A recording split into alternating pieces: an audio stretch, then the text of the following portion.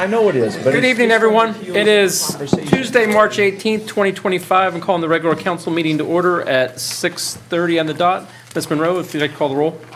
Mayor Don Barnard. Here. Tiffany Hollis. Here. Ryan Green. Here. Dave Seelan. Here. Jeff Barr. present, thank you. Wes Coble. Here. Bob Orsini. Tonight, we have Troop 7700 to lead us in the pledge. I'd like to call forward Morgan Calicote, Tegan Coffey, Tegan McGuff, Kenley McGuff, and Sophia Coble to lead us in the pledge. So if everyone could stand for the pledge and then remain standing for the One of them invocation. belong to you?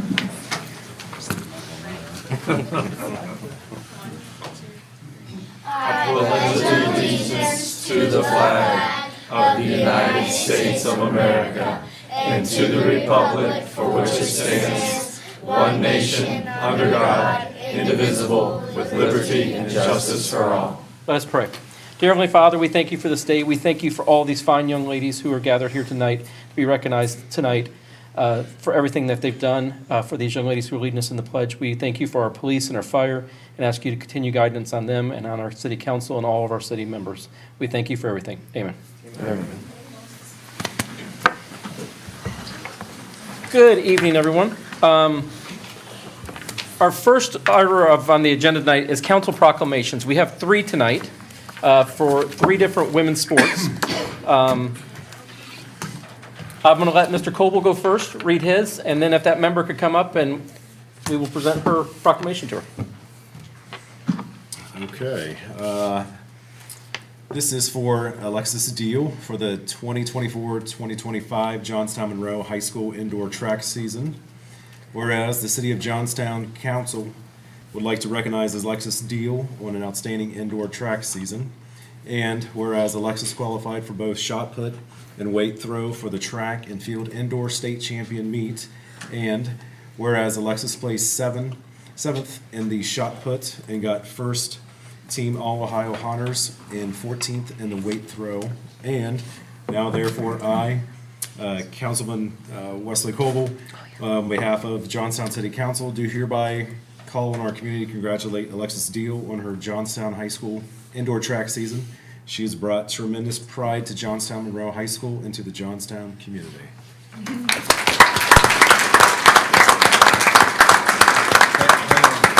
wants a better picture when you hand it to her. You gotta go out there and do it. Wes. Okay.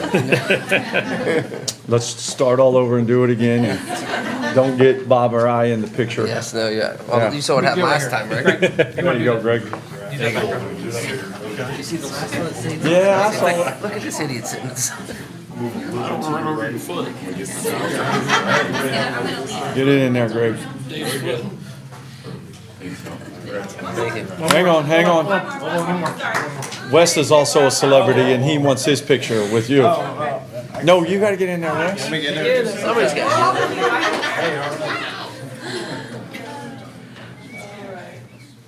Thank you.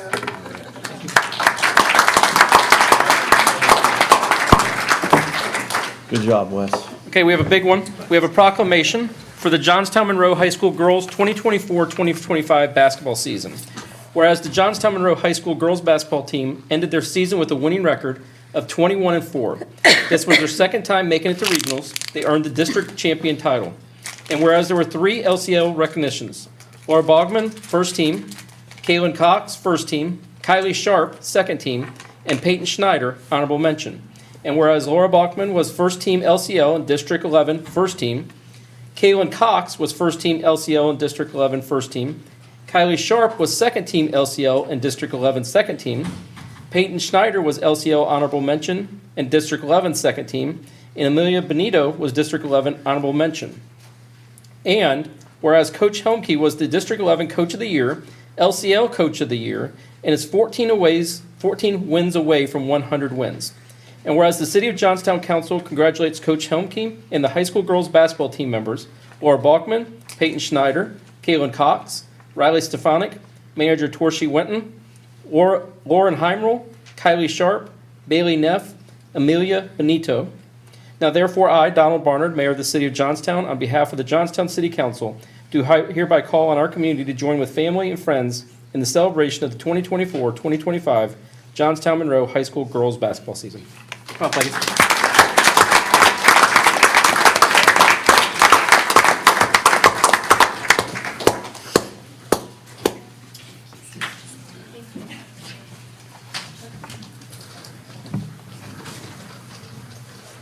One of those girls said short people in front, Donnie.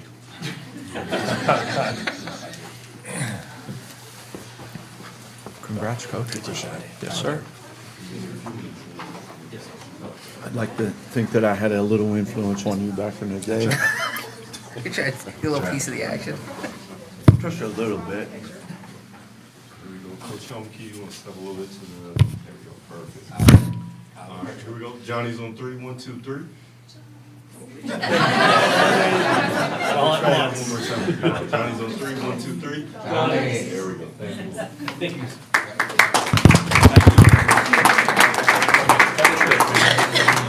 Appreciate it.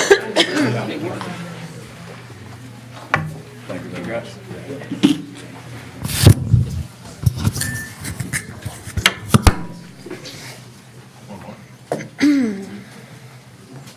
You're up. Okay. This one is for Kaylin Casto. I think she She's here. I saw walked her. in. Right, okay. Do you want to come up, Kaylin?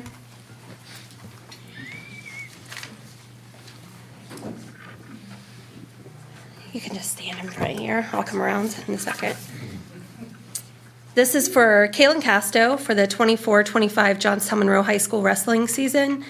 Whereas the City of Johnstown Council would like to recognize Kaylin Casto on an outstanding wrestling season. And whereas Kaylin is a two-time state qualifier with a 45-10 record with 26 pens in 2 years. And whereas Kaylin earned the title of sectional champ for 2025, she was 4th in the district this year and listed in the top 10 upsets, beating number 5 opponent by Tech Fall. And now therefore, Mayor Barnard, on behalf of Johnstown City Council, do hereby call on our community to congratulate Kaylin Casto on her Johnstown High School wrestling season. She's brought tremendous pride, not just this season, but her entire career, to Johnstown Monroe High School and the Johnstown community. Everyone would congratulate Kaylin.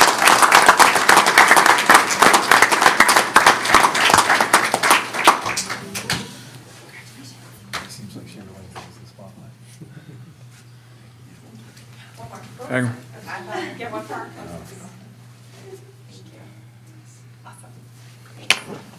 Thank you guys all for coming.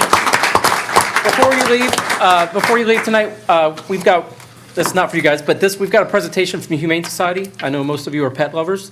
So I'd like to ask Ms. Lori Carlson, the Executive Director of the Licking County Humane Society. She's going to come and give us a presentation on the Humane Society. Thank you very much. What a powerhouse of women here tonight. That is Yeah. amazing. Congratulations. Great job, you guys.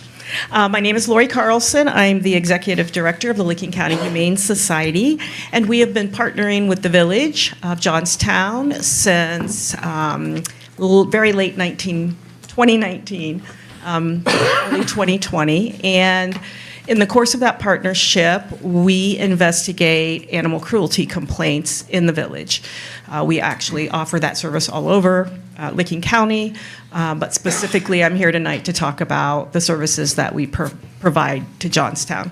The Humane Society employs 2 full-time humane agents, and one of those is a hometown girl, Officer Paula Evans. If anybody knows her, she's been around a long time, and she works closely with your police department when they have issues related to animal cruelty or animal abandonment. And I know sometimes it's difficult for everybody to understand kind of how the roles are separated. Stray dogs are managed by the Licking County Dog Shelter. The Humane Society manages abuse, neglect, abandonment type cases. So in 2024, I've actually been tracking this since we began serving the village of Johnstown. In 2024, we received 10 referrals. Now that means we received 10 phone calls where citizens had concerns about an animal in the community.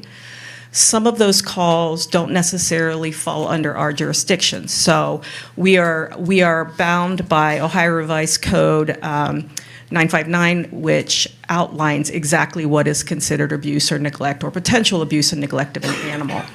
So sometimes we get calls about things that don't fall into that chapter of the code. So if we get calls about feral cats, which every community does, unfortunately, that's not something that we can provide care for because it doesn't fall under the law that allows us to do that. So sometimes we'll get referrals, but they get screened out because they don't meet that level of requirement for us. Now, what that does mean, though, that we will offer referrals for anybody who calls in. So if somebody calls in and says, my neighborhood is flooded with these homeless cats, how can I get help?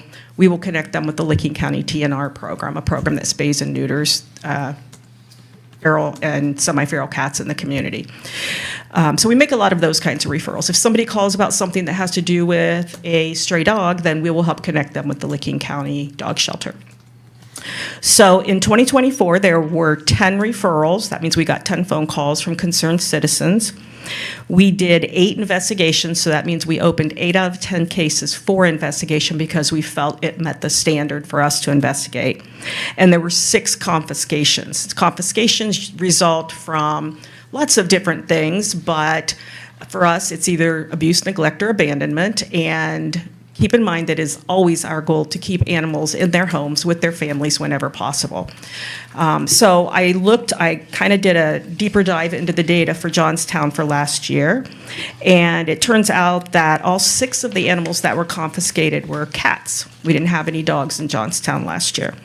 And 5 out of 6 of those animals were eventually adopted. One that we responded to, it was a cat who had been hit by a car. And so when we got it into the shelter and the veterinarian examined it, it was suffering too much for us to be able to rehabilitate or save it. So it was humanely euthanized. But like I said, 5 out of the 6 animals that were confiscated from the village last year are now living their best lives in very, very happy homes. And your numbers really have been very stable since 2020. I mean, the most you've ever had was back in 2020 and 2021, where 15 animals were confiscated. But you can see that number has dropped and has continued to go down over the last few years. So that's a good sign. Let's see, what else would be important for you to know?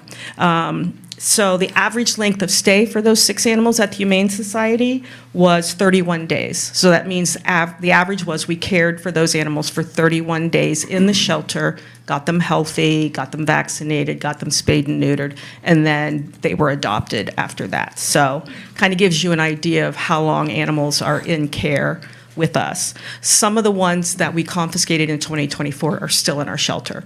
But they stay with us until they get adopted. That's our goal. Unless they are suffering from some medical condition where we can't alleviate the suffering, we keep them until they get adopted.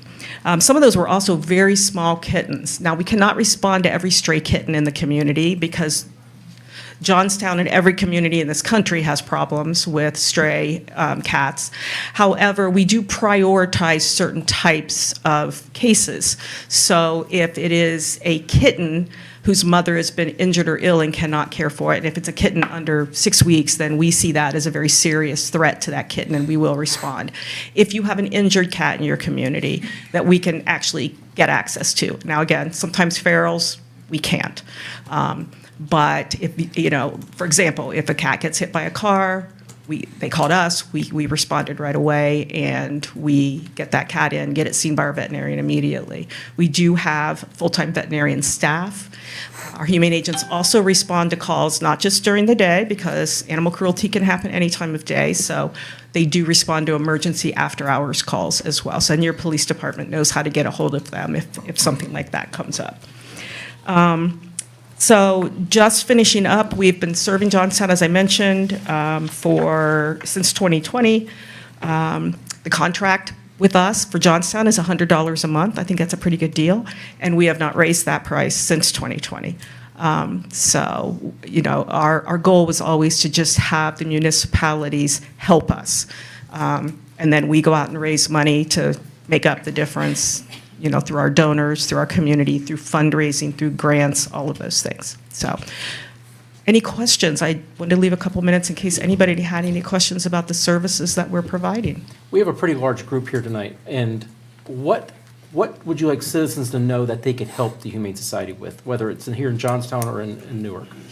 We can always use help for items that are on our wish list. We have a wish list posted right on our website, and that's things like kitty litter, and it's dog toys and paper towels, and just the kinds of things that we use every day to care for the animals. Particularly our Girl Scout troop, it's always wonderful to have our Girl Scouts go out and do a little fundraiser for us, maybe collect dog food or cat food or donations in some way and bring those to the shelter. We always appreciate that.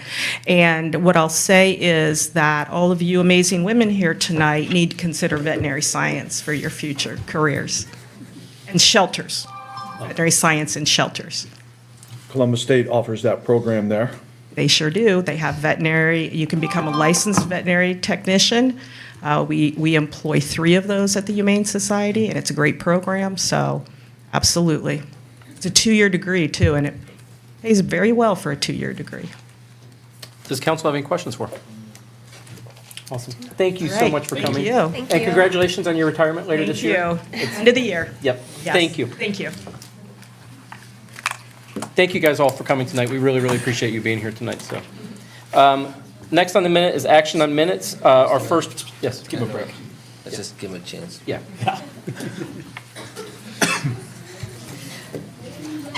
Thank you. Thank you.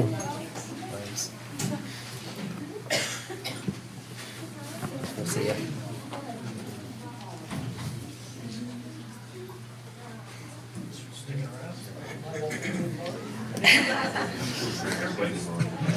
We've got diehards tonight.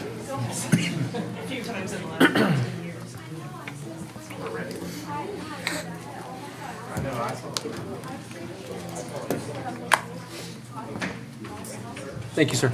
Thank you also. Thank you. Appreciate it. See, great. Okay, action on minutes. We have the minutes from the March 4th, 2025 meeting. Does council have any questions, changes, alterations to these minutes? Hearing none, what is the will of council? Motion to pass as written. Second. Are all in favor?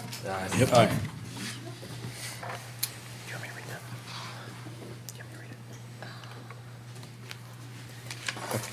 We received correspondence this past week in regards to a resolution we passed. We received it on March 11th. It says to dear councilpersons, thank you for providing an unsolicited offer to us regarding our property located in Monroe Township. While we appreciate the city's offer of non-annexation, we do not agree to the terms of your offer. Further, we are not interested in any agreement with the city at this time. As you may or may not be aware, we have offered a draft JED contract to Monroe Township regarding our property. We do not desire that contract to involve the city. Additionally, you may or may not be aware that we have asked the Gateway CIC to be our partners and represent us in the future development and/or non-development of our properties. To that end, we respectfully request the city contact the CIC directly via Rob Platt, CIC board member, on all future correspondence regarding development or non-development of our properties. Please direct all communications to him at Rob Platt at Jersey Township, or rplatt at jerseytownship.us, or if by cell 6, I'll leave that out. Thank you again for reaching out to us respectfully, Gary Ford and Ryan Ford. So there was our answer for our resolution that we had last week. Moving forward, citizens' comments on matters not on the agenda. Ms. Monroe, did you receive any? I did not. Is there anybody here who would like to speak on matters not on the agenda? Okay. We received council committee reports. Planning and zoning, they met on March 11th, 2025. Their next meeting is March 25th at 6:30 in council chambers. Mr. Green, is there anything to report from that meeting? Yeah, we heard a lot split and some other applications, relatively uneventful. That's it? I have a question about planning and zoning. Sure.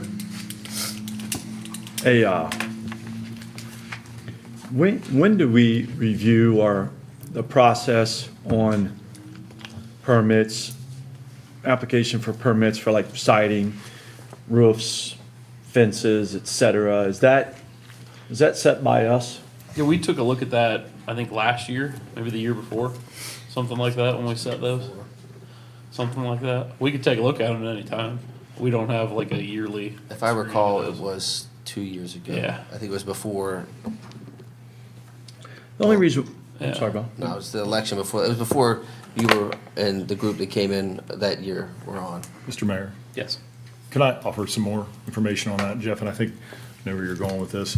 Just for clarity, I think what you're referencing is when there's a siding change, a roof change, or something other similar to that. So it's actually a process that is in the planning and zoning code. However, that board that facilitates that is called the Design Review Board, different body than the zoning board. And right now, the exercise that MKSK is going through is redoing the design review guidelines.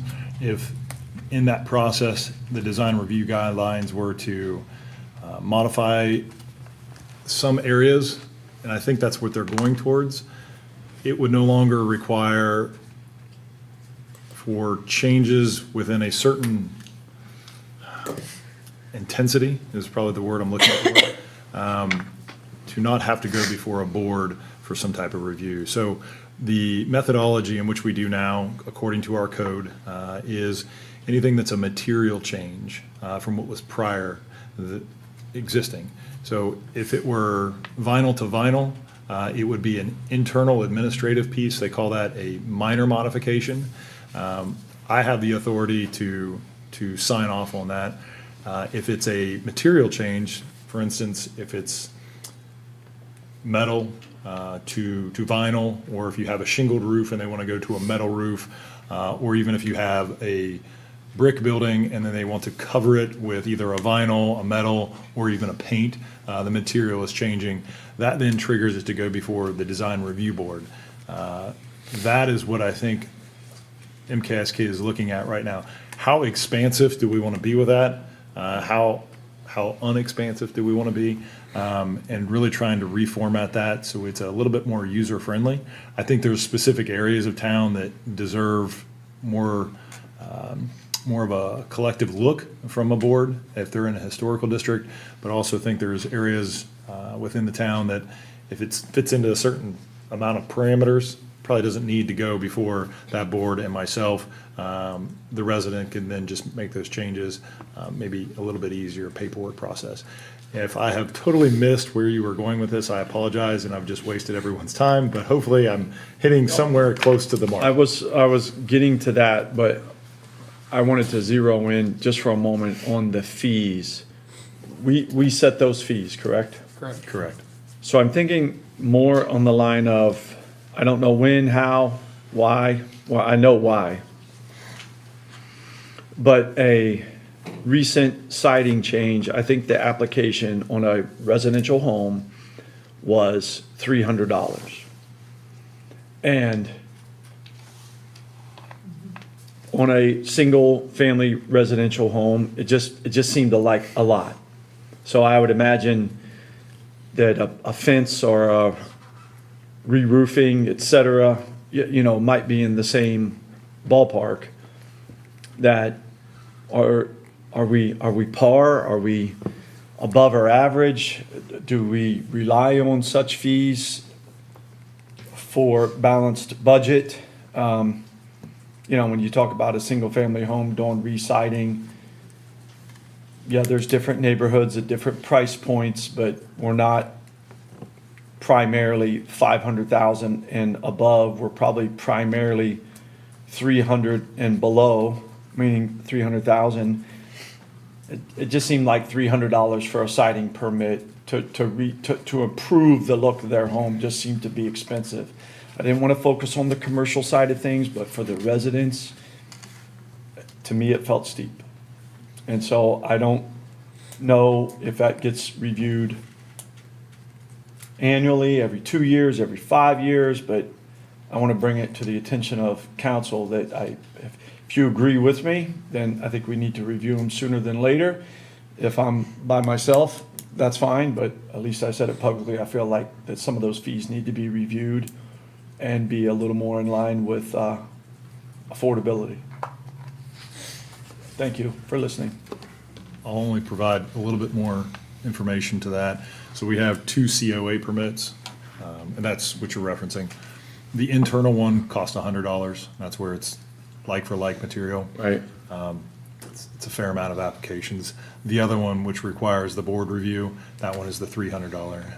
And there's no specificity to whether it be vinyl siding replacement or an entire, like with the nursing home, they're Right. doing an expansion. It's a $300 permit to review the entire aesthetics of that particular site. So if that's something you guys want to reevaluate, certainly do that. But that's just, like I said, for information, it's $300 for any type of major modification, $100 for any minor modification. So whether it's commercial or residential building, that fee, if it's. Correct. Let's just stick with aluminum siding to vinyl siding, whether it's a 1,100 square foot home in Rolling Meadows or whether it's the nursing home, Right. that's I think 30,000 maybe- square feet is $300. So Correct. maybe there's a way to, I think what would maybe be a good idea right now while we're working on like the historic overlay and the guidelines, maybe we can incorporate that into when we separate out districts. Maybe that's how we could establish a different fee, because obviously the historic area is gonna be a lot more work when someone wants to Understood. redo the outside of something. So I don't disagree with you, maybe that's something we should revisit Yeah, and I kind of mean, separate out between, maybe it's on square footage, I don't know. But yeah, when I'm there's gotta thinking be a about way that we can, Rolling Meadows homes, they've been around for a long time. People are trying to make improvements, et cetera, which is good for the community as a whole, in my Mm-hmm. Yeah. opinion. $300 for a 1,100 square foot home with new siding seems steep. So thank you, Ms. Hollis, for picking that up on the things you're involved with. Thanks, Sean. Appreciate the information. So do we have a set schedule for when we update fees, just in general? No. I don't know if we do. That might be something to add too, just so we're revisiting those is at there a regular committee that intervals. could fit in? Well, I mean, it would have to be, like, zoning would need to look at theirs, design review should be the ones that look at theirs, and then make the proposal to council based on what they see. Yeah. I know last time we looked at cities regionally, we looked at the time it takes for our staff to take a look at it, and kind of went along those lines, to justify the numbers that we hit. But I'll agree, I mean, I've seen some of the permits on a single property where you're getting a fence, a deck, siding, like you buy a new property and you go right down the list of everything new, and you know that our staff is only gonna look at it for, one or two times versus, being out there 3-4 times, and you're still paying $1,200. I've seen some of those get pretty expensive, so it's probably worth a look. If you're gonna get multiple projects done at the same time, and you know that you could go out there for 1 or 2 inspections, I think that's something to look at. Design Review Board, they met on the 11th. Their next meeting is March 25th at 5 PM. Ms. Monroe, anything to report from that meeting? Just 2 sign applications. One was tabled for a design. They'll see it again next Tuesday. And then another one, they were both Main Street businesses. One's the grooming, dog grooming, Stick Mutts, and the other is the new Mastodon ice cream. Their sign was approved. Awesome. Okay, Finance met tonight. Our next meeting is April 15th at 5 PM in Council Chamber. Can we actually move that to 5:30? Yes. You guys good with it? Absolutely. Okay, so we'll move that to 5:30. We only had really one item on the agenda. Sean, do you want to talk about that now, or do we say we're going to wait until we do some more research? Are you gonna go through the chief's report and the city managers? Yes, I think you were talking about what was discussed at finance. yes. Oh, I'm I'll bring it up, and then we can do some further research, but just so you're all aware, what I had entertained with the Finance Committee tonight was to increase the salary range for the planner position. Right now, we have it posted online for 58,000 to 85, and the number of qualified applicants has been minimal.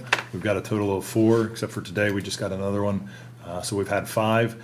Out of all of those 5, we've only have 1 applicant with specific planning schooling. So we're really trying to find, obviously, somebody that has those those critical skill sets from some type of institution and some type of learning associated with it. And then, like I said, we've only gotten one. We reached out to that one to set up an interview, and he had already been offered a position at another municipality. So, and he had 1 year of experience and was pretty green. And that was MKSK's words. And I would probably echo those words. And I am having them help with the interview process. They're obviously going to know a little bit better of fielded questions that they're going to need to ask. But the other candidates are either still in college. We have 2 that are still in college. And they're actually not even focused into the planning. I think one of them's a business administration degree, and then another is a public administration. So the other 2 had experience in government, but not from a planning perspective. So that's why I'm entertaining the idea of potentially pushing that to what I asked. The Finance Committee was potentially pushing it to 95. I think you all had formally done a recommendation to 94. What we need to check with Teresa is the wage scale, if that has to be done by ordinance or whether that can be done by resolution. Obviously, when you all do the budget on a yearly basis, in that budget, it outlines salaries for everyone. So in some ways, you have already authorized for the pay scales, but we're checking to see if there needs to be a specific formalized process. Once we find that out, we'll bring that back to you for your consideration. But in the meantime, you can consider the question asked from taking it from 85 to the 94 range, and then we'll get back with you guys at a later date, whether it be a resolution or an ordinance. Great, thank you. Any more questions on that? Okay, Safety and Service met on, or their next meeting is 4/1 at 5 PM in council chambers. Do you guys want to move that to 5:30 also? It's fine with me. Does that help, Jeff? Oh, yeah. Okay. Teresa? Let's do it. Thank you. Got it. Okay. Director reports. We received a report from the police chief. Does any council members have any questions for Chief Smart? I've got a couple, I do Mayor. too, after you, so go ahead. Chief, in looking at 24, January, February, a couple questions with the numbers. Like calls for service ending in 23 are 3,600, and then we jumped to 7,000 in 24. Any insight as to the 2,400 more? So, I don't know, 70% more? Yeah, so that's the business checks, and going into 2025, I've decided that I understand this council's been made aware of that those numbers are specific to calls for service along with business checks. And I'm aware, you're aware, but as far as like the state and outside agencies, they see call volume or calls for service at 7,000. And knowing that, I felt that it needed to be removed. We'll go back to doing it the old way, and we'll stick with our 4,000 calls for service. And that's why you'll see in 2023, we had just under 3,600. And if you take out the business checks, it puts us at 4,000. So we're still along that number of calls for service. Is that why February's numbers dropped? Correct. I Okay. was going to explain that if there was no questions. That was my question. So same can be said for officer-initiated calls, this. Correct. And the it's all spot- going to correlate. It's all going to be the Back to the same. business checks. I'm going to go back to the way it was being done, instead of having officers check every single business, stopping them for minutes on end just so they can check that business. We're going to go a different route. We're going to look into that, and Okay. those numbers should stay the same moving forward. Couple other questions. Citations wouldn't necessarily have an effect from the business checks, right? I'm assuming. Correct. Slightly down, little more than 10% from 23 as far as traffic citations. From 23 to 24. Correct. Is that, I also had one officer that was out of service for 7 months, and I had another officer that was out for about 4 to 6. that could have been attributing to why we're 10%, you know? I wouldn't be asking these questions if it was 1 and 2, but 10% reduction. Officers down, understood. house checks were up fivefold. Has that been, I changed it to where every officer will check the house checks if we have them, not just one a day. Is gonna be checked on first shift, second shift, and third shift. so something that you've taken the initiative to follow up more when requested of house checks, why we're seeing the uptick? Increase, correct. I'm highlighting the good work of JPD, so thank you.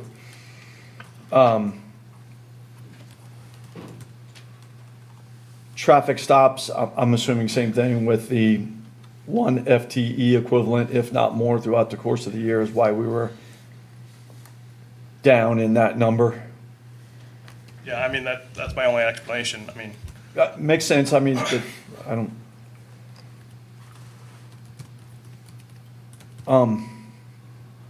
some months it's high, some months it's low. Right. There's a lot of dependence, like vacation, sick leave. I did see. Weather is also a concern as well. Yeah. The other agency assist, it's up fourfold.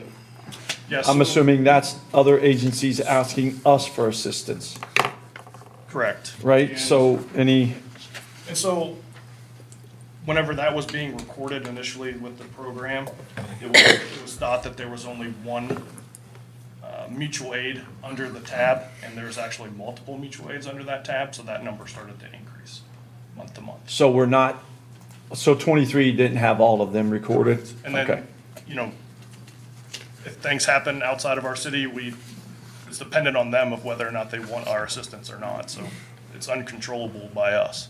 You know, just based on Understood that, but when you go fourfold, that, you know, like. what- Yeah, so instead of having one tab that was being checked, it's now, I don't really know the number, I wish I could tell you, but I want to say it's like 7 or I- 8 different options. Good enough explanation. We didn't open up all the tabs for 23. 23 probably should have been more than what Correct. you're showing as And recorded. we just got the system in 23. Understood. Those pesky juveniles are up slightly, so anything we can do to, I think that those are up nationwide, sir. that's all the questions I have. Thanks, chief. Appreciate it. And the officers' good work with the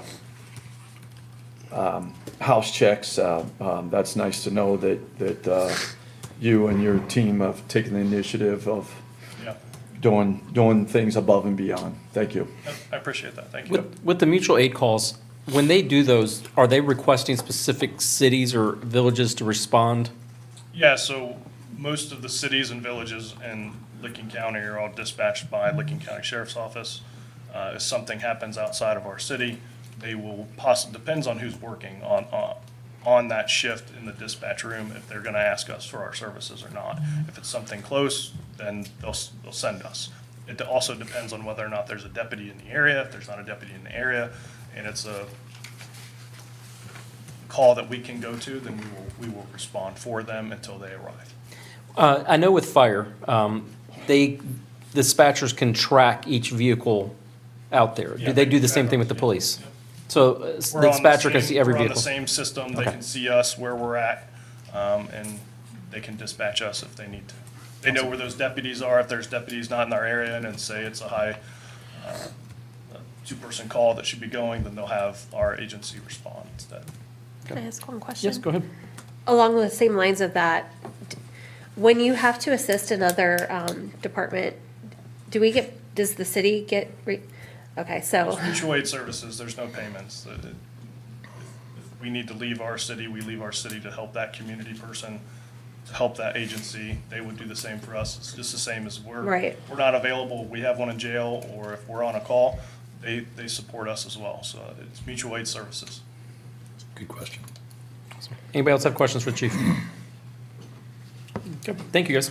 I have one last one. I think we had a resignation, right? Somebody went somewhere else. Is that job? Nobody's resigned. Not yet. Oh, maybe I'll fill in some blank. That's okay. Beginning of the year, you all approved for the hiring of another officer in the budget. So that has been put out for applicants. But we have heard some rumblings on other areas. But yes, that one, maybe that's the one you're referencing. The chief has done some interviews for that particular officer. Maybe that's where you were going. Okay, thank you. Okay. City manager report. Sean, would you like to go over anything, highlight here? We got a pretty full packet, so I will just open up for questions on anything, rather than go through it. Okay. Jeff, Bob, Wes, any questions? I've got questions, but I don't mind going last. Okay. Tiffany? No. Ryan, Dave? I'm good. I'm good from my side. Okay, Jeff, it's all you. Going to number 7 with union negotiations, it seems that we've gone to a mediator. I know you can't give specifics on things, but probably in executive session, it would be appropriate to maybe get, you're gonna meet on the 27th, so that's next week. So April 1st, have an executive session for an update? Executive session, right, kinda, I would wanna see what items have been tabled, what items have been tentatively agreed upon. You don't have to get fully in depth with it, but give us that 50,000-foot view, because this union contract, this collective bargaining agreement will hit our tables for final approval. Sean is the negotiator on behalf of the city. I don't want to presume that everyone knows, but ultimately it comes to us for our approval on these items. So I'd like to know where we're at and what to expect coming forward. On the, I honestly would like to see it before the 27th. I know we can't do an executive session, but you can put, you could put it in an email with attorney-client, ACP, attorney-client privilege in the, can't think of the word right now. Just have I got you. have the attorney send us an update. Yep, that's what I'm Bullet doing. points. Yep, Perfect. I'll reach out to our HR attorney, and it'll actually come through him. That way it's That's fine. protected by That'd be great. attorney-client privilege. And you read my mind on that, Jeff. I was gonna have something put on the schedule for April 2nd, just to give you guys an update. We had one, I wanna say about a month and a half ago, and you are due for one because of, I think, just the process. So probably have that email circulate to you all, and then we'll put it on the agenda for April 2nd. And then if you all want to ask additional questions, we can have it. If you feel like you've been informed enough, we can pull back accordingly. Okay, Jeff, you have any quick questions? I think the rest I want to ask is probably not appropriate to be asking here, to tell you the truth. Okay.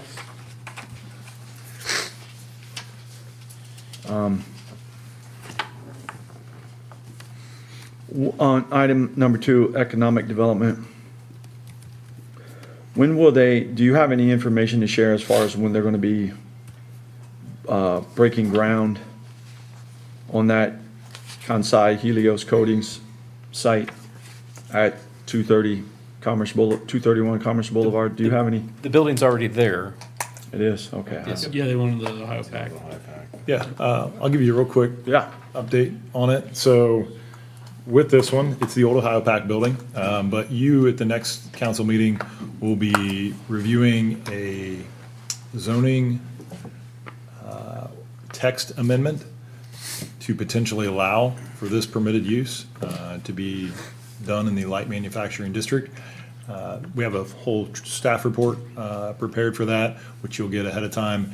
And as always, if you have any additional questions, feel free to reach out to me in the interim or after you get the staff report. But it did come through the zoning board. And It had to be 30 days or something? Yep, Get so that's those. why it has to wait. Zoning board actually didn't have this at the last meeting, but the one prior to that, and full recommendation. Brian wasn't there, but full recommendation from the board to allow for this very specific use to be allowed in the LM district. And Trevor, through MKSK, our planner, walked through that outline as to why this is a lot different than maybe previous applications for textual changes to the light manufacturing. So with this one, I will tell you that the update on when they will be breaking ground will be determined upon you all. I do know that they would like to move into the facility, but obviously closing on that will be contingent upon approval from this body for the permitted use to be acceptable. so the follow-up question then is that it says 48 new jobs by 2030, but hearing the update there is, it sounds like that provided things are approved in the appropriate sequential matter, that they're looking to begin manufacturing pretty quickly? Yep. And the ramp up of 5 years for 48 jobs, I mean, is that realistic? Or, hey, the sooner you get us up and running, we'll get to 48 jobs, or can you add any Sure, I can add some color there. context to that? So we use the numbers that were given through the Jobs Ohio public press release. When this company is going before the state of Ohio for any type of tax incentives, they have to put into their formula what they're going to produce as far as expectation goes. Those are the numbers that we're utilizing. I will tell you that they always do those conservatively, because if they don't hit those metrics and marks, there's a clawback provision. So I would say that is a very, very conservative. Obviously, it's produced by the company, so if they miss their mark, then that's on them. So it could be more jobs than that, but that would be the minimum that they would have to hit probably by 2030 in order to meet those marks for the tax incentive piece of it. I could probably give you a little bit more information if I connect with the company as to maybe some estimates. That's enough. You got enough on your plate. I just wanted to get a little more context. I didn't realize it was the Ohio PAC. If I did, I just forgot. A lot happening. Sean, can I piggyback off that? I'm just, how did they decide and land here in Johnstown versus everywhere in the state or even the country for that matter? I'm just curious what Sure. brought them to want to locate here. They found the best 7 looking city council Is that- members and said, okay. That is exactly what it is. They specifically stated that in their application. So, for one, I wish I could say, the city of Johnstown is fantastic at this, but I will say we did a pretty good job on our end. But a big piece of this is having the right type of building for their specific needs. This building checked a lot of boxes for them. And it was also a purchase situation, which is, I think, what they were looking for rather than a lease. So that's another box that was checked. I will say we have, now that it's publicly released, we have been working with the company all the way back, during the summer and the fall, just to kind of walk through the expectation. Shared with them the zoning challenges that exist with this particular piece of property, very upfront and forward with them. From the entire beginning, they appreciated that. I said, if you want to go through this process, it's not an unachievable process, but it's definitely something we can walk through. So, good conversations, being hospitable, knowing clear objectives from the beginning as to what they're going to be required to do, I think is probably the biggest piece of what's made this a success. There's no sneaks at the end of it. There's no uncertainties. This is what it is. This is how you have to proceed, and they can appreciate that. So, yeah, good relationship building over, like I said, probably the last 6 to 10 months, just worth of conversations. Jobs Ohio has been a part of that as well. Their team has been on site whenever we're walking through and doing tours. So, I have one last question. Item number 3, am I reading it and understanding it correctly that our joining of the MORPC is effective July 1, and they have dedicated nearly $1 million in construction funds for fiscal year 26 for the Leafy Dell traffic signal? correct. And that's a great question, and you're going to see that on your agenda tonight. This is part of that, Transitioning. transitioning. That's a better word than leaving. We're transitioning, if you so desire, from LCATS, who is. Right, we knew that, right? So we would be going to Morpsey as our NPO. And in that, LCATS had allocated funding for this particular project.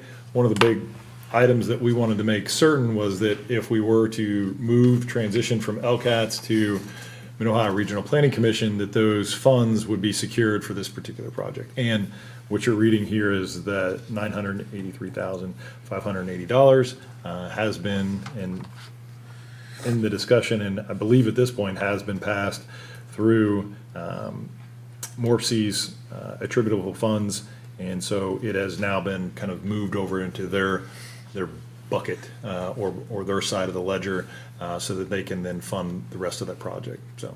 So we should be looking forward to, in our fiscal year '26, which is our calendar year '26, a construction project that we're going to manage, right, to put in the traffic signal at Leafy Dell and State Route 37. Yes, and I'll add management of this, since it is a state route project that was, ODOT. yeah, and it was done prior to us really becoming a city. The initial process Right. was started, so since they've kind of started it, they'll be probably facilitating most of it. However, we've been in meetings with them. It's very much a shared experience with this particular piece of it. So yes, in 2026, I believe, let me go back and check the numbers. I don't want to give you misinformation. This did get pushed back a year, but I want to say in 2026, it will go out for bid. This year is going to be the final engineering, right away, all that other jazzy stuff that has to get done. And then in 2026, I think we'll actually see some earth being moved. So, but I want to confirm that. Thank you. Appreciate everyone indulging my questions. No problem. Anybody else? Okay. Moving on to table legislation, which there is none. So we're going to start with our public hearings of legislation. And there's going to be four that are dealing with annexation. The first one is Resolution 2025-10, a resolution as required by ORC 709-023C, setting forth municipal services that will be provided to 192.5 plus or minus acres of land in Monroe Township, Licking County, Ohio, if annexed to the city of Johnstown, Ohio. I'll call on Mr. McNally if he'd like to come up and explain what's going on. Mr. Mayor? Yes. Okay. I just want to be redundant, that annexation happens by the request of the landowner. The city does not go out and annex property. It can, very rarely done if ever. It's never been done, to my knowledge, in the history of this village or city of Johnstown. I just know that that's a common thread. Annexation is done at the request of the landowner. That's a quote by Bob Orsini, Kent. So very accurate quote. I would say fact check me, but I'm pretty sure that's all legit. Okay, Joey? Thanks for having me. So A, B, C, and D, under the public hearing legislation, they're all related, and I realize we have to vote on them individually. So I want to address B, C, and D briefly. Those are essentially the missing teeth that we refer to, or infill parcels for the planned development. So the topic we're on right now is A. A is Khyber Run Golf Course, and we do not own it yet, but the current property owner has agreed to submit for the annexation, which has gone through the county. And the service resolution essentially says that if the annexation goes through and the zoning is approved, the city agrees that it will provide water, sanitary services to Khyber Run. The approval for the resolution tonight is not committing the city to annexing or zoning today. And candidly, right now, we are studying if and how we can potentially add Khyber Run into the planned development. And part of the thinking would be maybe there's already entitlements on sub-areas 3 and 4 for residential and commercial. Could Khyber Run, could some of those residential units be shifted around and we create some additional industrial land? Is one of the scenarios. So we're studying a few different scenarios. So we realize that Khyber's been on the market and off the market in the past. And that's kind of what we're here to study over the next couple months with the city. So. And part of the reason why we're doing all the resolutions together is from a planning purpose and processing purpose, so that we can think of everything holistically. Does anyone have any questions for Mr. McNally? So I do, I have a couple. Go ahead. So I understand, so B, C, and D, that's typical of what we've seen recently, just the missing teeth, as we've been calling them. So I understand that. So A, being the golf course, being a large parcel, obviously having a lot of implications, things that it could be. I understand, so you're saying that, we're not obligated to anything currently.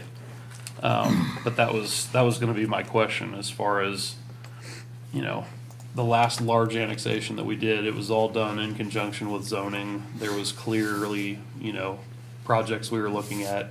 There was clear designation of what we were looking into. So that was my big thing of what's different on this one. It was all done as one large project. Would this go before zoning to take a look at those things?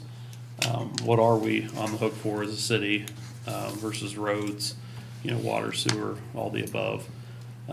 And where, what does Johnstown get out of all that? So that's obviously the criteria we're gonna take a look at. Understood, those are all fair points. The annexation, I think to answer one of your questions, we would expect the annexation and zoning, if we choose to proceed collectively with Khyber Run, have the annexation and zoning approved at the same time, at the same night. You can't do it at the same time, there'd be, do one annexation, then the zoning, but we would not want to annex unless we're on the same page with the city with the zoning, and we would not want to zone if we didn't annex. Right. So, yeah. That's kind of It'd how be we did it similar. last time with the large Yeah. project. The missing teeth have been all going into what we had previously discussed. So that was a different item, but this one being a large annexation of a specific type of property, That's correct. this is a little different. What I'm hearing, I think we're on the same page and be a similar process for Khyber that we did last time. These missing teeth would essentially, because of the timing, we don't think there's as much risk for the city or our standpoint, because they would most likely be rezoned to the neighboring sub-area. Right. So, Go ahead, Jeff. we need to, essentially for Khyber Run, we need to create some type of zoning standards for it, which I don't think we currently have in our 1 through 5 sub-areas. Well, the problem with Khyber is it's because the topography of the area, the elevations, everything, it's difficult to make it industrial or that. That's correct. It's more for housing, multifamily, so, looking at, do we shift it from the other area to this area, making it work and fit? That's what we're studying, and I think that's the, if we're able to execute on everything, I think that would be the likely path. But at this point, you're not talking increasing the number of units, you're talking just shifting it from, I don't even know if What he is said that. I haven't heard him say about necessarily moving. Yeah, he mentioned a minute ago. Yeah, I guess, because technically, the way the current planning is zoned, there's a density bank, and we could use, so for example, if there's 400 units, and there's 3 residential units per acre, so that's 1,200 units. The way the zoning's currently worked out, we could do the 1,200 units in one area, or we could spread it out based on the land uses. Now, if we decided to add Khyber, we could transfer some of those units onto Khyber, and then maybe we give some back, some of the current sub-area 3 and 4 that are zoned for multifamily and commercial, we give that back to industrial, creating additional industrial ground. What the current zoning does not contemplate is single-family homes. And to Donnie's point, or Mayor Barnard's point, if the topography of Khyber lends itself potentially to single-family development, so would we increase the density bank or just use the existing units? Those are something we have to talk about over the next couple of months. So, I'll be interested in the details. yeah, and I think part of this, it's, I've been losing a lot of sleep over it. So there's, as we increase the density of the units, generally that helps the NCA, it helps us pay for infrastructure. Same, the more industrial development we can have, that helps us pay back the infrastructure expenses quicker too. So we're not trying to make any decisions in isolation as part of the reason why we're bringing all this together. So we have not made a final decision yet if we are able to close on Khyber and proceed with the development yet. I think one of the things that council has looked at is, I don't think there's a real appetite to increase the number of housing in Johnstown. We agreed to the 1,200. Understood. But increasing it to, more than that is, so I think that's the hard part we have in front of us, is trying to figure out how to make it work. Fair point, understood, Yeah. yeah. Jeff, you had a Annexing question? this today would bring it in as agricultural. We'd have to apply zoning to it later on, so there's definitely there's a few more checkpoints before a project would be able to be started. It'll come in as agricultural. We'll have to take a look at whether we add it to the PD or whether it goes through a different zoning practice. And then obviously our comp plan, which we're gonna look at heavily because we just did it and paid a lot of money for it. That states single family in that area. So that's something that we're gonna have to take a look at density wise, what our appetite is as a city, and what we're able to provide in the way of water, sewer, streets, all the above, so. Definitely a lot of checkpoints before we get to a larger project there, and besides all that, it's definitely, you know, a high-class piece of property there with the rolling topography, the ponds, you know, all the above, so we're gonna be protective of what happens there for sure. Yes, and if Khyber was developed from a golf course, I don't expect any development to start until end of 2027 or 2028 at the earliest. Mr. Mayor. Go ahead. Jamie, do you mind sharing just a little bit about the process? Because we've obviously went into that a little bit tonight, but kind of the annexation process. We're at the first step of this tonight because something has been submitted to the county commissioners. And I don't know if Aaron was the one that walked everyone through this, so if you don't feel comfortable, we can wait for another time. But there'll be another bite at the apple, so to speak, for you all. This is a process that has to be gone through now that it's been submitted to the county commissioners, then comes before you all for a service. And then to Ryan's point, typically, just a straight annexation would come in as agricultural. However, prior to that happening, the applicant, more than likely, correct me if I'm wrong, Jamie, you would submit a zoning proposal, and then that zoning proposal would be put before council for final annexation approval, saying if we get this zoning, we'll annex. If we don't get this zoning, we won't annex. That type of scenario. But there is another conversation that exists. And I'll shut up and let you kind of dive into that if you feel comfortable. No, you're correct, and we should have an attorney to speak to this, but now that the county has said, yes, has approved the annexation, it doesn't mean it's done, but once the county approves an annexation, it starts the clock, and the service resolution has to be put in front of city council within, I believe, 20 days? Yeah, I think. I'd have to look. So Yeah, it's not a- X number of days, which is part of the reason why Khyber is on here, because it's been processed with the county, but we have not even really started conversations about the rezoning process either, so. Okay. It's almost more procedural, I think, is maybe Yeah. Sean's point. How many more missing teeth are there? Just out of curiosity. To be honest, based on the current, it could, so, Well, while you're showing Tiffany that, essentially none. That's why I it's was like, just we're the getting golf close, right? course, So, it does not include. Tonight, we have this, these, and these. 5545? So all that's included, yeah, so, sorry. The annexation of the golf course does not include 5545 Mink, 5439 Mink, and then the house and property next to the 9T box. It doesn't include any of those, correct? It's just the golf course? It includes the golf course and The land across the street. there's. I'm talking about the properties adjacent to the golf course You're talking itself, about these, correct? that is correct, those are different owners, yes, Right. yeah.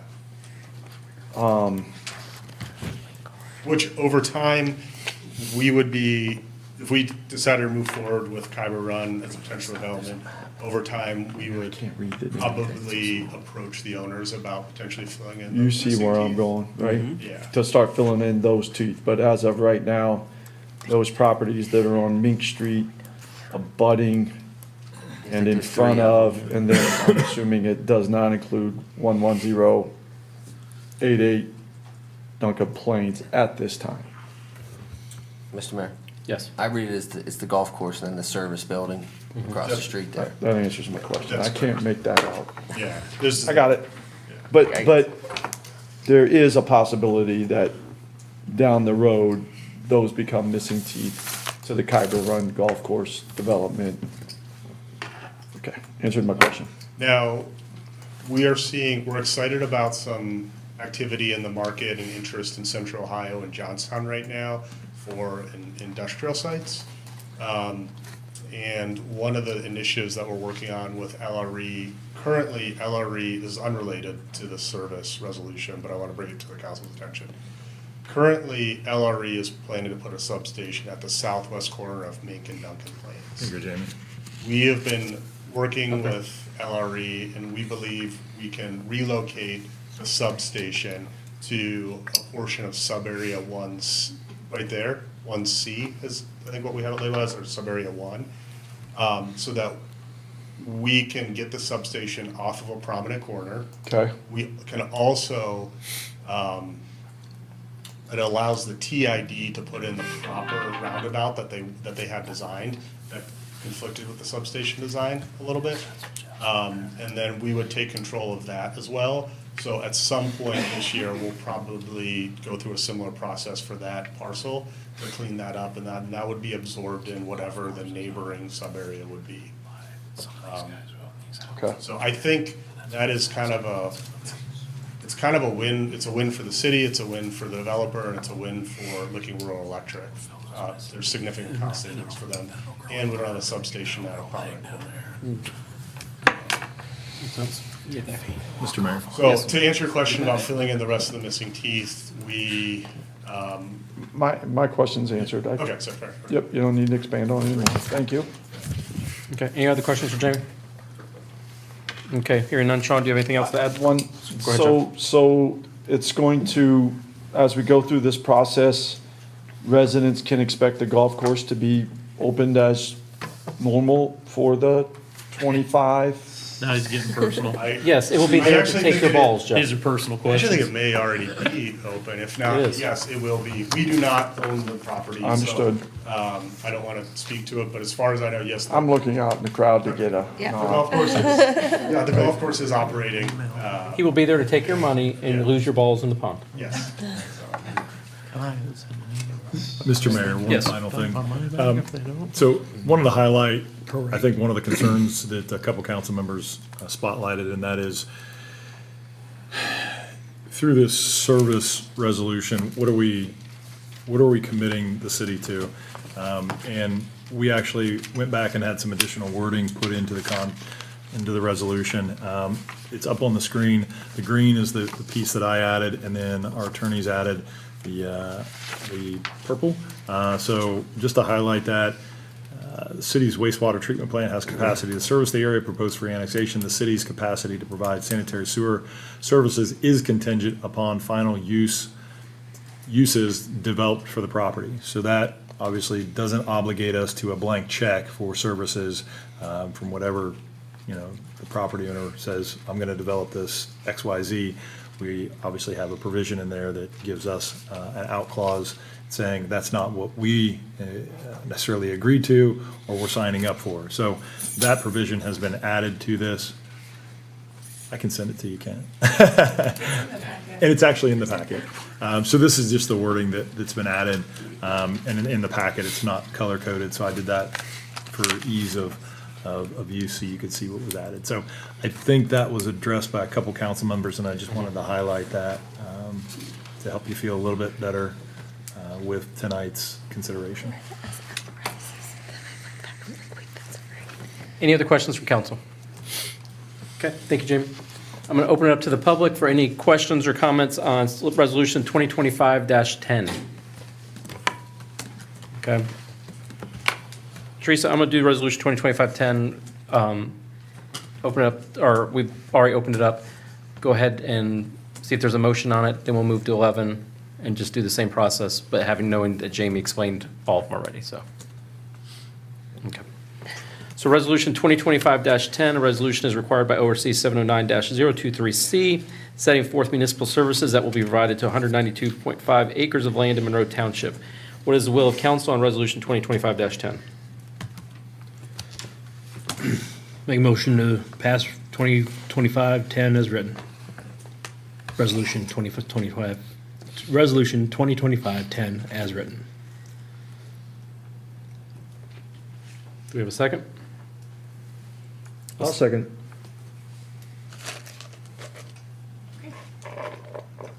Seeland. Yes. Ryan Green. Yes. Tiffany Hollis. Yes. Mayor Barnard. Yes. Wes Coble. Yes. Jeff Barr. Affirm. Bob Orsini. Yes.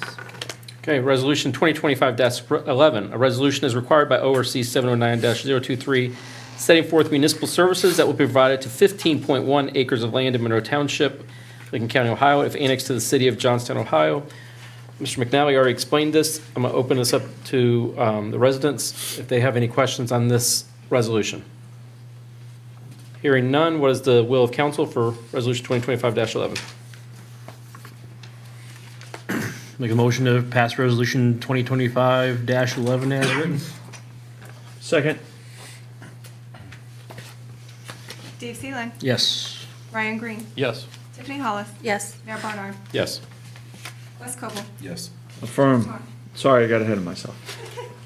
I got you both. Okay. Jeff Barr, yes. Bob Orsini. Yes.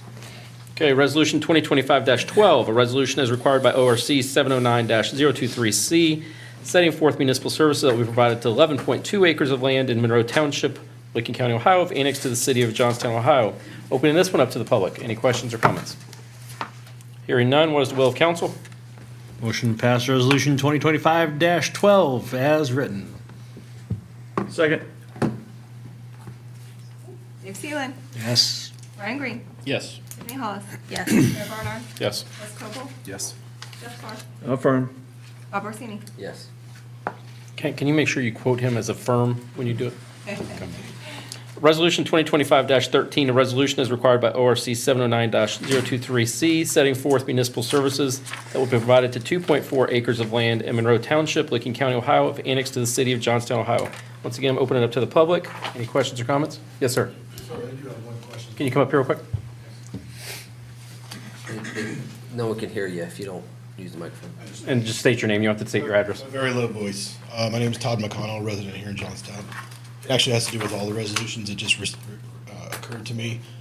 These resolutions only pertain to these specific properties that are being noted in here. So will the resolution note the addresses? The resolutions have the actual parcel numbers. Okay. Um, So I know There's an that extra was- packet. He can have mine. I know that it was shown on the screen. There's, in the packet, That's okay. in the packet, the public, there's a map, and it has them actually shaded out to be very specific, and within each one of those properties, if there are more than one owners, each owner's listed. Okay. So basis of my question was because of the description of the acreage that was in there, could that pertain to any other locations, any other properties in the area? It doesn't sound like that, but it just occurred to me that I just Mayor? wanted to see if that would Go ahead. pertain to anything else. So, the description may not match exactly what's in the packet, but it wouldn't be an intentional deception to include something else. I don't know what you heard or how the description went, being that I was looking at the packet, I was tying the two together. Yeah. But it's very formalized. The deeds of the properties that are being in discussion and the outline and all that, recorded at the auditor's office, it's very specific. It's a public record. So there's not gonna be like, hey, we said Khyber Run, but it meant Khyber Run and this other place that might be behind your house or somebody else's house. So that was what I was kind of wondering. That's kind of where I was going to. Thank you. So it's different properties if it was the same size, 2.4 acres, 11.5 acres, whatever the acreage would be. Could that possibly pertain to other ones? And it sounds like from the answers, it's no. Either the specific locations, geographies. In general, it is very defined. In this case, was it 4 of the 5, 3 of the 4 were already in existing PD development districts, so they were just, if one property holder didn't sell initially, it was added to it. So the only really new impactful to anyone that lives around that would already be aware of it would be the Khyber Run. And it's exactly what it says there, with the little bit, what they do, the mower decks in the little building across the street? Sure. That's also outlined. Okay. But if you get the packet or pull it up online, it shows you exactly, there's lines right there, right exactly what they're talking about. And each landowner who is adjacent to that property gets notified. So they are listed in the packet too as being notified that land is being annexed, so. Yeah. And these resolutions are all saying if annexed. Yes. Yes. So Yeah, we it's could not- provide services to That's them, where I yes. think it was discussed, that it hasn't been determined yet. It's just a possibility. Yes. Correct. Yes, sir. That was my question. Thank you. Thank you. Any other questions from the citizens?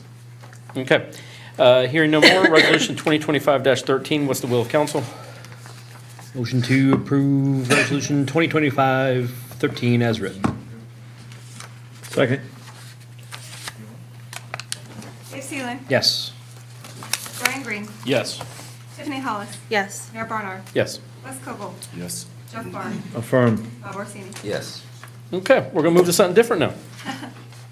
Resolution 2025-14, a resolution authorizing the city manager to enter into an agreement with the Mid-Ohio Regional Planning Commission to be part of the Columbus Area Transportation Study Metropolitan Planning Organization. We've talked about this a little bit more, Sean, but if you want to give the high, I'll walk the wave tops with Yep. you. But we'll get through it pretty quick. we've been talking about this for about a year now, haven't we? And really, we just covered the bulk of it just a little bit ago. So moving from LCATS to utilizing Mid-Ohio Regional Planning Commission. And I will tell you that it's reevaluated every 10 years because we are now contiguous with the broader, larger metropolitan planning area, which is Columbus. In 10 years, we would have to join Mid-Ohio Regional Planning Commission. So we are choosing to go there now. This is really advantageous only from a federal funding piece. So the federal funds, obviously, we're used to,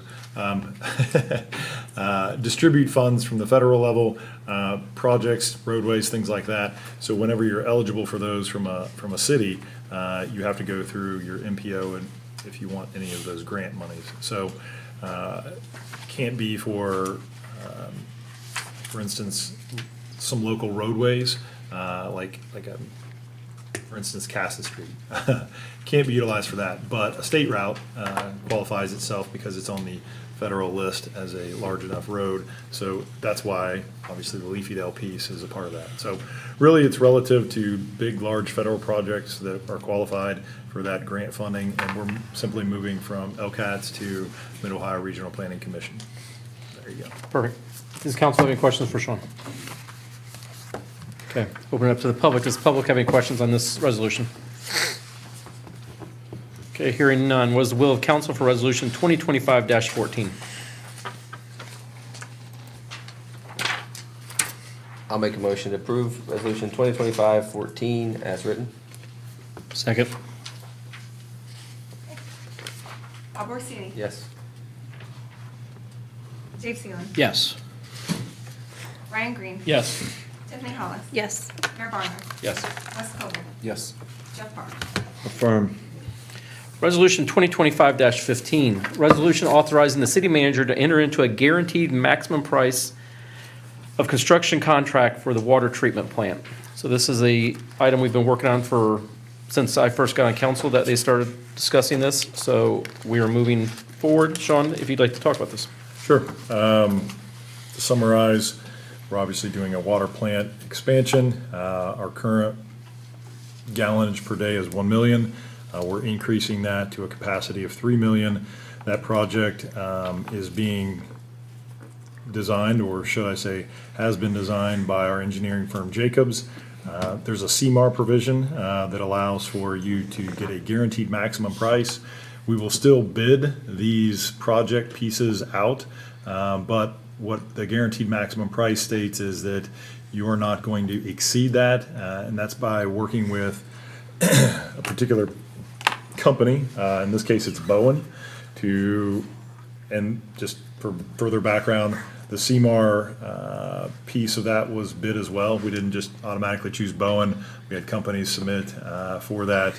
I believe we had 2 or 3 submit, and they were reviewed, and those bid packages were open, and Bowen was selected to be the CMAR. So working through this CMAR, now that engineering has finally done its due diligence, Bowen has been able to assess all of the project in its entirety, and they're giving us a guaranteed maximum price. So this would allow me to enter into a contract with them stating that this would be the guaranteed maximum price that you would be obligated to. So doesn't mean we're not going to bid out sections and all of it, so it could potentially come in cheaper. I will tell you, they'd probably do their due diligence on this because they are not wanting to expose themselves, but obviously they want to retain some of the work for themselves. I'll open up for any questions. So this process actually started 2 councils ago. We Yeah. started discussing the water plant. So I'm glad to see a guaranteed maximum price on here because it's done nothing but go up in price. And it's actually a little bit lower than the last time we talked in finance. It's actually down about 6 million, so that's good. Any questions, council? Any questions on that? Okay, I'm gonna open it up to the public. Okay, hearing none. What is the will of council for resolution 2025-15? Make a motion to pass resolution as written. I'll second. Thanks, Wes. Jeff Barr. Affirm. Al Barsini. Yes. Dave Seeling. Yes. Ryan Green. Yes. Tiffany Hollis. Yes. Ed Barnard. Yes. Wes Cobble. Yes. Two more left. Resolution 2025-16, a resolution to adopt a policy for travel and personnel and city car usage. So this is something I know Dave Delaney's been working on for quite a while, that we tasked him with last year. It is good to see it come through. Would one of you guys like to go over any highlights on it? Highlights. Highlights. I will give you, yes, 2 highlights. One, this obviously encompasses just general travel policies for airplanes, cars, all of those things associated with it. The other piece, the meat and potatoes of it, we've had obviously discussions about city take-home vehicles. So I would be remiss if I did not mention that. This is outlined in here, that particular policy. It is on page 63 of 67 of your packet. And you'll see there, it authorizes employees to take home city-owned vehicles year-round or on-call rotation. These positions are considered a qualified non-personal use vehicle and exempt from taxation requirement. Currently, it would be the chief of police, the water facility crew supervisor, and the service director. Big highlight at the end, effective January 1st, 2026, the chief of police will be the only authorized position to take home a city-owned vehicle. So the other two that are identified in there fall off and on January 1st, 2026. Doesn't mean we get rid of the car, obviously. Just means it stays here. That city employee then would drive here. Just for background and history, the old city manager had a vehicle. It was the old Explorer. I was utilizing that since I took over that role. I want to say December. December. I went ahead and handed that over to the police department so they could put that in their fleet rotation. Chief elected to not get a fully outfitted regular police cruiser, but to utilize that to save some cost with the city. And then I have now utilized my personal vehicle, and then I just do mileage reimbursement. So those are some things that have shifted since what has been done in the past. So that's, like I said, probably the area of interest for you all, judging from conversations we've had in the past. Does council have any questions for city manager or the finance director? Okay, what is the will of council for resolution 2025-16? Pass 2025-16 resolution as written. Second. Thank you, Bob. Jeff Barr. Affirm. Al Barsini. Yes. Dave Seeling. Yes. Ryan Green. Yes. Tiffany Hollis. Yes. Ed Barnard. Yes. Wes Cobble. Yes. Okay, this resolution 2025-17, resolution establishing the Facilities Committee of Council and appointing members. This is one I asked Ms. Monroe to create for us. With the possible sale of this building going through, we need to get a committee to start looking at the future of all facilities for the future of Johnstown, and start working together. So this is why this resolution was put together. We'll need to appoint 3 members to start looking at all elements, how we're going to make this work in the future. So, Sean, you got anything to add on it? Really quickly. Don't think of this in a way that you have to reinvent the wheel here. You're not being tasked with coming up with all of the world's problems and then being asked to solve them. What you'll likely do is we'll get together as a directors meeting, and obviously with the chief, what are his facility needs? Jack, obviously with the street department, sewer and water, we're obviously going through that exercise right now. But what I'm trying to say is we're not going to just walk into a room and you guys be tasked with taking a whiteboard and figuring out how to solve the facility problems. That's not fair to you all, and it would require a lot of information that you probably wouldn't have and we would have to give to you. So how we probably see this exercise going is we start to draft something for your review, give you guys 5, 6 options, and then we start to kind of go from there. Brainstorming is totally allowed. You guys obviously have are well aware of a lot of the assets, and maybe some of them you aren't. So the first thing that we would do is obviously make an inventory of current assets, current properties that could be utilized for this. So just going to be a lot of information sharing, and then also some planning and getting buy-in from you guys, what you feel like would be appropriate. Obviously, costs associated with it are going to be something else. But I only say that you're not going to be tasked with just coming in and trying to draft this thing from scratch. You're going to have a lot of guidance along the way. So do the 3 members of the committee need to be first and then pass the resolution, or the resolution then the committee members? We'll add the committee members and then pass the resolution. We'll add the committee members and then pass the resolution, so we need to come up with 3 committee members right now. Who wants to do it? Raise your hand if you want to volunteer. 1, 2, 3. You sure you want another one? Well, this is things that I know well, so unless somebody else wants to do it, I'm happy to step aside. Nope. Okay. So is that, Just for clarification, we have Jeff Barr, Ryan and Dave. Ryan and Dave. Okay. I make a motion that we pass, sorry. Sorry. So the only thing that I noticed in this, I know, and I might be wrong, but I thought when we had talked about it last time, it was gonna be an ad hoc committee mostly directed at the new city hall, possible police station. I asked Teresa to create this one because there's going to be more facilities as we continue to grow. So we might want to have a committee together as the city continues to grow to be able to look at all. Okay. I just asked because we have a lot of committees and obligations already. Yes. As a council. This one might not This is one meet as more. much. Yeah. Like once we figure out the police or the city hall, it might not meet for another year. You know, we don't know if we need another streets building or whatever. So Okay. that way we just don't have to create it again at some point. I'll open it up to the public for any questions or comments on this. Okay. Make a motion that we pass resolution 2025-17 to include Jeff Barr, Ryan Green, and Dave Seelan as committee appointments. I'll second. Mayor Barnard, Yes. Wes Coble, Yes. Jeff Barr, affirm? Bob Orsini, Yes. Dave Seelan, Yes. Ryan Green. Yes. Tiffany Hollis. Yes. Okay. We have no other introduction of new legislation. Moving to other business, we've had some conversations with the township and the school district of having some joint meetings to kind of plan the future of this whole area. Council originally talked about all members of council, all trustees meet together. It was a proposal by a trustee member that we do this 3 members of council, 1 trustee, and 2 school board members. I'm coming to council to ask you, what do you want to do? Do you want to do full council, or do you just want to do a select group? How do we want to do it? I personally think it'd get bogged down with the full panel of all 3 organizations, that the smaller group probably can move that needle rather than the full 7, is my opinion.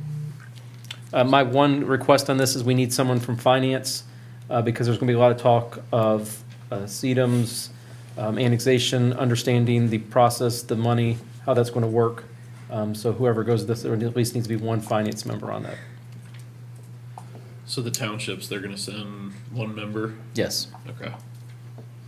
And the school would send 2, just so that's not a quorum. Yeah, I was gonna say, if they're gonna have quorum, we might as well, but if Yes. they're just gonna send 1 member, that's. That was, Idea. do what, Bob? I think the idea was to prevent quorum. Yes. So that we could actually have back and forth conversations. Yes. Because if everyone can only listen, we're not gonna get much done. Right. So, are you guys good with just sending a group of 3 then? Okay. I will let them know. Okay, that's all I had for other business. Wes? Jeff? I'd like to recognize that March is Women's History Month. We did not do that at our first meeting in March. and it's also the birth month of my mother, so her birthday has passed. She wanted me to thank everyone that wished her a happy 77th birthday last Tuesday. I would also like to, it was mentioned earlier, the veterinary technician program at Columbus State Community College.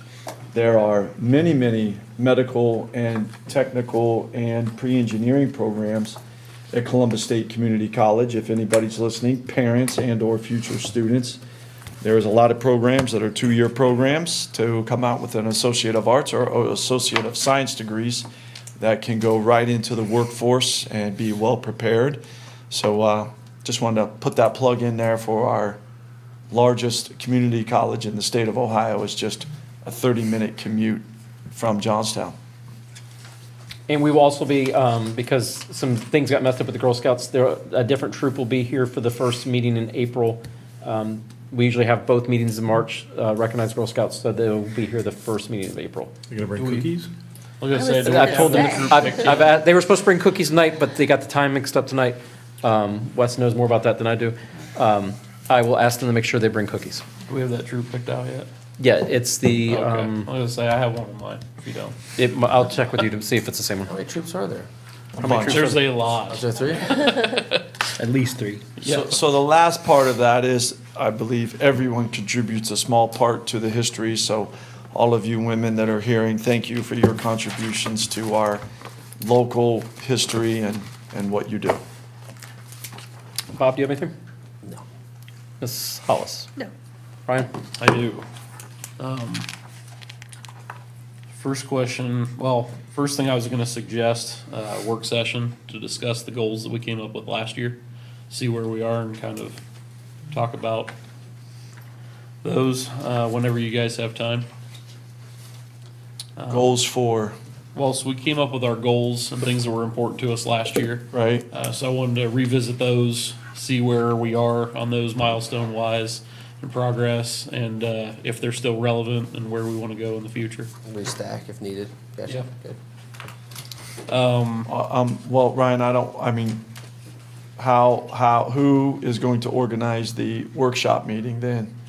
Like, I know you threw it out there, but Monroe? is it something that Sean is going to organize, Teresa's going to I organize, think we can Mayor do it just Bonner? like we did last year. We'll pick a date. We bring that agenda back that we discussed at the last one along with the goals and start from there. So just so everybody was aware, there are 5 Tuesdays in April. Ms. Monroe and Sean, are you guys on vacation that lasts the 5th week? Yes, always on a fifth Tuesday. I know you are. Do you have to be there, though? Are you really? She always plans her vacations for the 5th I do Tuesday of every month. usually, but I don't blame you. I'm actually gonna be on vacation next. That's why I was asking, because I know you're on vacation next week, so I didn't know if you Yeah, were doing no, anything. not doing April also. Okay, so I will see what we can get scheduled for dates. wise for Okay. that. I was just trying to see if they were going to be out of town for that week. My schedule's pretty open. So you're I know thinking- we're at the end of the first quarter here pretty much, so I thought it was timely to take a look at that before we move too much further. So Mayor, are you suggesting to potentially look at the 5th Tuesday in April? I was looking at that because it gives us some space between meetings so that we're not doing 2 in 1 week. That one would be, we'll have 3 weeks between, we have the meeting the 15th and we don't meet again till the 6th, so there's the 22nd and 29th that we don't meet, so. Would 6 weeks away, not that it's a long time, but it's still 6 weeks. We're in end of quarter one here very soon. Would anybody be open to potentially meeting sooner if daytime opportunities existed? I know, Next week is spring break, so I know that week's, I know 2 of you are gone for next week, at least 2 of you. So that's throwing us into the first week of April. We have a meeting. I'm not trying to look for a date. I'm just asking if anybody wants to meet sooner, if there was, I'll send out an email and get I'm open to gauge it. dates on everybody. That way, yeah. get everybody's dates with Maybe them. we could meet sooner than that date Okay. during business hours to limit it to staff time away. If it can accommodate Yep, I will organize enough that. of city council, or all of us preferably, obviously. So I have that one. My next question, where are we on the building sale? as far as progress. I know I haven't seen a signed contract or a closing date yet, so I wanted to follow up on that. There's a due diligence period, so the school's obviously doing their due diligence from everything from environmental studies and analysis to title work, making sure there's no liens and all that good jazzy stuff. So those typical things take time, so they're working through that. I believe they're utilizing. We've had some IT people out, Oh. Yeah. just looking at, streaming and. Yeah, so once that kind of completes its cycle, kind of a normal real estate sale, you finally agree upon a price. So maybe sometime in April, we'll see something from the school? I would imagine. Yep, then there'll probably be a signing situation. Answer your question, Ryan? Just wanted to make sure where we were moving on it. Hadn't seen a closing date, so Yep. wanted to see where we were on that, when the ball really starts rolling. Next question, lines being installed in Leafy Dell. Is that the Horizon internet that we talked about, or is that something different? An Talking about update of what's there? fiber. So it's either gonna be Yeah. that's clones of- Horizon, which is now Glow something or other, or, and that was authorized, that contract. and their 2022, ability to do yeah. That was back in 2022. 2022? Yep. Yeah, Horizon was prior to- purchased, which I think delayed a lot of that. Yeah, and then Brightspeed, they might be the other one installing it. So you're gonna have one of the two. Brightspeed is the one that obviously we just talked about and finally gave the green light to because of the concessions for the downtown. And then we were able to issue the right-of-way permit. So it might be Brightspeed, or like I said, was Horizon, who was previously given a contract from the city. I don't have much. So all those It was before- utility flags in Leafy Dell was just for fiber? Yeah. Yeah, well, I just wondered, they'd hit a gas line the other day, so people started asking questions, so. And then we noticed the Crocs, they had the Crocs that were sitting out by the street, so definitely a project going on in there. I had thought it was the fiber though, we just wanted to confirm. Other than that, tomorrow I'll be working with Meals on Wheels. I know they reached out to a number of you, so I don't know if that's coming up, but definitely take some time to volunteer and check that program out. And that was it. Mr. Seelan? Very successful breakfast at the Legion this past weekend. We are, looking for the number, how close we are. We are all but paid up through sponsorships and donations for our fireworks. We're nailing down the last bits of our food trucks and other amenities that we're going to look to kind of expand our offerings here for this year's fireworks. So let's see, where are we? We are actually, not including taxes, we have covered our expenses for the fireworks. So pretty much everything else above and beyond is going to be paying for Make it nicer. everything from bands and music to additional amenities, face painters, stilt walkers, everything like that. So still working on lining up a couple volunteer groups that might, depending on a hopeful incentive here, we're going to look to actually get a sponsorship for trash cleanup. So where the planners for the fireworks will not be tasked or needed to pick up trash during and or the day after, but instead turning the sponsorship around and using it as a potential way to, like, if there's a sports team that would like to have a donation in lieu of their time and efforts picking up garbage for their jerseys or tournament fees. I've got two teams I know already. you're We'll sign up interested. right away, brother, because that's We on all our have field. teams that I'm will- not pushing anyone to the front, but again, we gotta get that You sponsorship don't in have to place twist my first. arm. And the conversation we've had with the Greater Johnstown Parks team has been great in looking towards, compartmentalizing those efforts for the fireworks to turn them into a broader event for the community without making a capitalization effort out of it either. So, you look, I got a question. I do. I don't know if it's to you or to Jack if he was here. From the, or maybe it's to Tiffany, I don't know. Up at the square from the decorations and all that stuff, is that on the city to get all those things out of there? Is that No. a volunteer group? No, it's the chamber. It's the Never mind. And the tree is going to come down as soon as the ground's hard enough to not destroy it, to get it down.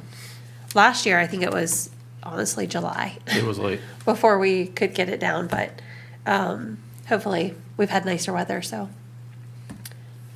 I got my Christmas lights down in my house last weekend.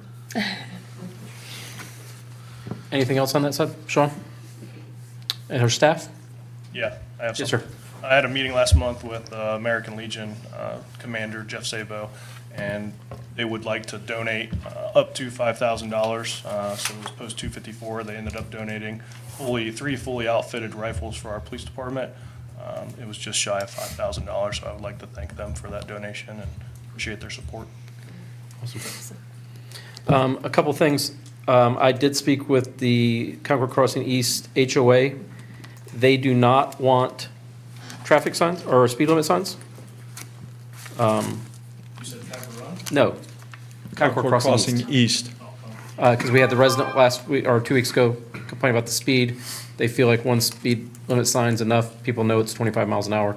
Yeah, so Jack and I discussed that, I believe, briefly last week, and we decided that Jack was going to look into a possibility of having a crosswalk to the pool. to the That was house. the thing they asked, Be if they could get a the only thing crosswalk that there. We feel that should be implemented by the city. And Yes. we look at that because we looked at it, I believe, last year or the year prior, and we didn't feel that a crossing path at that location would be good, but now that there's been some renovations and additions onto that clubhouse, that maybe that now it would be more fitting for that location to have a crosswalk. Yeah, that was the thing they asked me, if they could get a crosswalk there. And then the other, there was another crosswalk request, or from me. I've noticed Belt Park to across the street from there. Is it possible to get a crosswalk there? I noticed there was a lot of kids crossing the street there to go into the new addition. So is this from the parking lot to? Yes. Across? The bib, yeah. Yeah, from the Bib area. Yeah, you might want to do a study first, because the line of sight issues as you come down that hill and stuff are going to come into play. Sorry, I didn't mean to steal your thunder, chief. But you know what I'm saying, there's a lot of kids that Yeah, cross the I street. know there It is. can be if you very tell- If dangerous. you tell them to cross at the exit point there, if you're coming over that hill fast, you're on them. Yeah. So if if that's something you could look into, Yeah. study. Jack and I will discuss that. Yeah, I think if the study warrants it, it's probably a rapid flashing beacon in some way, just like we have. Just like a school zone. Yep, just like a school zone, Yeah. absolutely. Somewhere around the $10,000 to $15,000. Okay. I would be happy to invest Donnie's paychecks into to that. I meant your city paychecks. It'd be like 3 or 4 years of payments, yeah. And then my last thing is for city council members, if you have not done your calendar year 2024 financial disclosure statements, you have till May 15th to get those in for the state of Ohio. I don't want you to get in trouble, and I'm due on it too. So you have till Thursday, May 15th to get it in. So if you Is haven't that done in it, some email that can be resent? yes, I'll send it. It came out January 2nd. I'll This send is it all to you. early, right? Huh? This came a long time ago. tomorrow? Yeah, it comes every year. It's a standard yearly thing, so I will send it all to you now. And that's all I have. Mr. Mayor, can I Yes. say something real quick? Sean, I thought you would say something there. I think you know where I'm going at with this, maybe, or not. You should Maybe. say it, So, Wes. go ahead. No, No, I'll let you. It's not my thunder. Oh, No. no, I don't want to brag. But I was a proud father. I think that's where you were going. Yes, that's My where daughter I was was Tremendous. musical and like I said, I don't want to brag, but I'm super proud of her performance, and not only her performance, but the entire musical performance. They had just a stellar cast, stellar crew, wonderful amount of seniors. So I'm trying not to get too emotional because she's a senior this year, and it was a really big event for all of them, and she's got a lot of good memories from it. So appreciate you making me get all gushy here in front of everybody, but yeah, proud to have moment, so. Well, make sure you check out the YouTube video of Batman reading, because that's a highlight to Oh, watch. well, I will certainly check that out. And I have a selfie with Batman, so top that one. That was pretty cool. Okay. Well, thank you guys for all coming. Thank you guys. This is the biggest crowd we've had. If we combine the last 7 probably together. So thank you all for coming. Thank you for caring about your community. So I make a motion that we adjourn. Second. All in favor? Aye.